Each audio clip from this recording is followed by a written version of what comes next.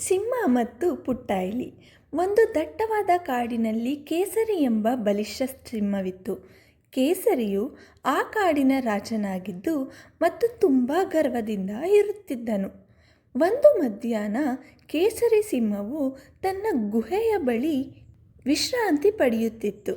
ಅದೇ ಸಮಯದಲ್ಲಿ ಚಿಂಟು ಎಂಬ ಒಂದು ಪುಟ್ಟ ಇಲಿಯು ಅಲ್ಲಿ ಆಟವಾಡುತ್ತಾ ಇತ್ತು. ಆಟದ ಭರದಲ್ಲಿ ಇಲಿಯು ಸಿಂಹದ ಮೈ ಮೇಲೆ ಹತ್ತಿ ಓಡಾಡಲು ಶುರು ಮಾಡಿತು. ಇಲಿಯ ಚಲನೆಯಿಂದ ಸಿಂಹಕ್ಕೆ ನಿದ್ದೆಭಂಗವಾಯಿತು. ಸಿಂಹವು ಸಿಟ್ಟಿನಿಂದ ಎಚ್ಚರಗೊಂಡು ಇಲಿಯನ್ನು ತನ್ನ ದೊಡ್ಡ ಪಂಜರದಲ್ಲಿ ಹಿಡಿಯಿತು. ಓಹ್, ನೀನು ಎಷ್ಟು ಧೈರ್ಯಶಾಲಿ! ನೀನು ನನ್ನ ನಿದ್ದೆ ಕೆಡಿಸಲು ಬಂದಿದ್ದೀಯಾ? ಈಗ ನಾನು ನಿನ್ನನ್ನು ನುಂಗಿಬಿಡುತ್ತೇನೆ ಎಂದು ಸಿಂಹವು ಜೋರಾಗಿ ಗರ್ಜಿಸಿತು. ಪುಟ್ಟ ಇಲಿ ಚಿಂಟು ಭಯದಿಂದ ನಡುಗುತ್ತಾ ಸಿಂಹಕ್ಕೆ ಕೈ ಮುಗಿದು ಬೇಡಿಕೊಂಡಿತು. ಕಾಡಿನ ರಾಜನೇ, ದಯವಿಟ್ಟು ನನ್ನನ್ನು ಕ್ಷಮಿಸು. ನಾನು ಆಟದ ವರದಲ್ಲಿ ಈ ತಪ್ಪು ಮಾಡಿದೆ. ದಯವಿಟ್ಟು ನನ್ನನ್ನು ಬಿಟ್ಟು ಬಿಡು. ಒಂದು ದಿನ ನಾನು ನಿನಗೆ ಖಂಡಿತ ಸಹಾಯ ಮಾಡುತ್ತೇನೆ ಎಂದು ಆ ಪುಟ್ಟ ಇಲಿಯು ಸಿಂಹನೊಂದಿಗೆ ಬೇಡಿಕೊಂಡಿತು. ಸಿಂಹವು ನಗುತ್ತಾ, ನೀನು ಒಂದು ಪುಟ್ಟ ಇಲಿ ನನಗೆ ಸಹಾಯ ಮಾಡುವುದೇ? ನೀನು ಇಡೀ ಕಾಡಿನಲ್ಲೇ ಅತ್ಯಂತ ಚಿಕ್ಕ ಪ್ರಾಣಿ.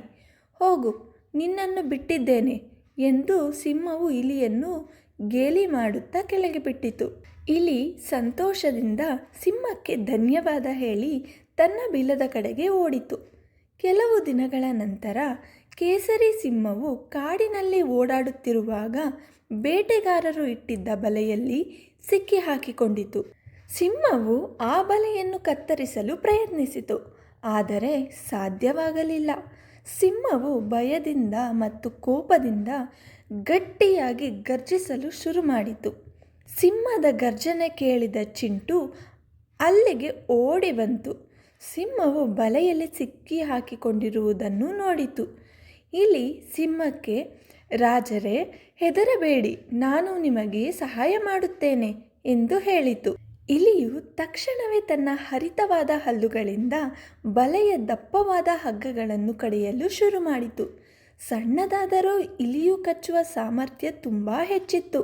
ಸ್ವಲ್ಪ ಸಮಯದಲ್ಲೇ ಇಲಿಯು ಹಗ್ಗಗಳನ್ನು ಕತ್ತರಿಸಿ ಹಾಕಿತು ಮತ್ತು ಸಿಂಹವು ಬಲೆಯಿಂದ ಹೊರಬಂತು. ಸಿಂಹವು ತುಂಬ ನಾಚಿಕೆ ಪಟ್ಟಿತು ಮತ್ತು ಇಲಿಯ ಮುಂದೆ ತಲೆಬಾಗಿ ನಿಂತಿತು. ಚಿಂಟು ಇಲಿಯೇ, ನೀನು ನಿಜವಾಗಿಯೂ ನನ್ನ ಜೀವ ಉಳಿಸಿದೆ.